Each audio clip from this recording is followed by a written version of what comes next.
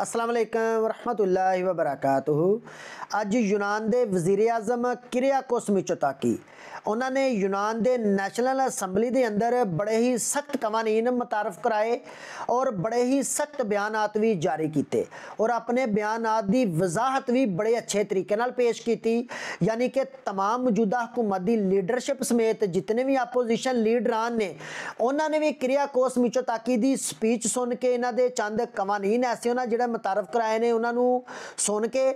तो उन्होंने एप्रीशिएट किया और उन्होंने खराजे तहसीन पेश किया। यानी पहले नंबर पर वाजिया तौर पर यूनान के वज़ीर आज़म जोड़े ने किरियाकोस मिचोताकी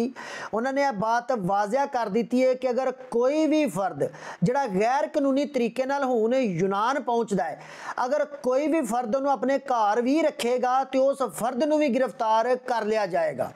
यानी कि अगर कोई बंदा हुण यूनान आंदा गैर कानूनी तरीके नाल या जिहदे कोल किसी किस्म के कोई डॉक्यूमेंट्स नहीं है, अगर तुसीं उहनूं अपने नाल रखोगे तो तुहानूं भी गिरफ्तार कर लिया जाएगा। दूसरे नंबर ते तमाम वो अफराद जिहड़े गैर कानूनी तरीके नाल हाले भी यूनान आउण दी ख्वाहिश करदे ने उन्हां वास्ते यूनान दे दरवाजे बिल्कुल बंद कर दिते गए ने। और किरियाकोस मिचोताकी ने जोड़े यूनान के वज़ीर आज़म उन्होंने यह भी बात पर बहुत ज़्यादा जोर दिता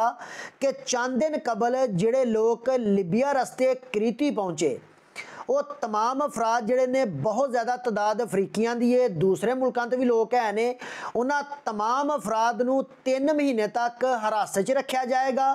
अगर उन्होंने असाइलम 3 महीने के अंदर पास हो जाती है तो उन्होंने यूनान के अंदर ही रिहा कर दिता जाएगा। अगर उन्होंने असाइलम पास नहीं होंदी तो तमाम वो अफराद वापस उन्होंने मुल्कों च डिपोर्ट किए जाएंगे। और तीसरे नंबर ते तमाम वो अफराद जोड़े यूनान आउंदे ख्वाहिशमंद हो, अगर तुसी लीगल तरीके नाल यूनान आना चाहते हो यानी कि वीज़े ते तुसी यूनान आंदे हो तो यूनान दे लोग और यूनान दी तमाम लीडरशिप उन्हां लोकां नूं वेलकम करेगी जोड़े लीगल तरीके नाल यूनान आएंगे। बाकी तमाम वो अफराद जोड़े गैर कानूनी रस्ता अपना रहे हैं उन्हां वास्ते यूनान के दरवाजे बिल्कुल बंद कर दिते गए ने। और यह बात यूनान के जोड़े वज़ीर आज़म ने किरियाकोस मिचोताकी ने उन्होंने अज यूनान के नैशनल असैंबली के अंदर वाज़ह तौर पर बात बयान कर दी